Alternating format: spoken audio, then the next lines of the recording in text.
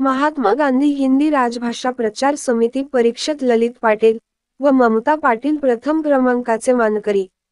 थोरगव्हाण रावेर येथील डी.एस. देशमुख माध्यमिक उच्च माध्यमिक विद्यालयात जुलै महिन्यात ही परीक्षा महात्मा गांधी विचार प्रचार समिती तर्फे के.एम. पाटील जे.ए. चौधरी यांचे नेतृत्वात आयोजित केली होती। केंद्रातून 109 विद्यार्थी सहभागी झाले होते। प्रथम गटातून ललित पाटील व द्वितीय गटातून ममता पाटील यांनी प्रथम क्रमांक मिळवला व गोल्ड मेडल मिळवले आहे।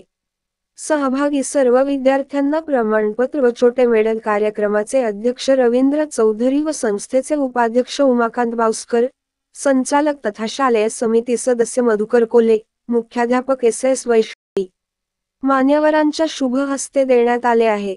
संस्थेचे अध्यक्ष चंद्रकांत चौधरी, उपाध्यक्ष उमाकांत बावस्कर, सचिव पवन चौधरी, सहसचिव रामराव देशमुख, सर्व सन्माननीय संचालक बंधू भगिनी, पालक संघ यांचे तर्फे विशेष प्रावीण्य मिळवणाऱ्या विद्यार्थ्यांसह सहभागी विद्यार्थ्यांचे अभिनंदन करण्यात आले आहे।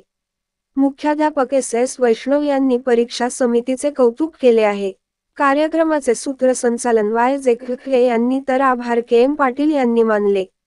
कार्यक्रमात सर्व विद्यार्थी, शिक्षक बंधू भगिनी, शिक्षकेतर कर्मचारी बांधव मोठ्या संख्येने उपस्थित होते।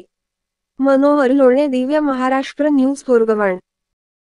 कायमस्वरूपी कशी लक्षात राहील, कारण प्रत्येक जी घटना असते त्या घटनेमागे तुमचे प्रयत्न फार महत्त्वाचे असतात।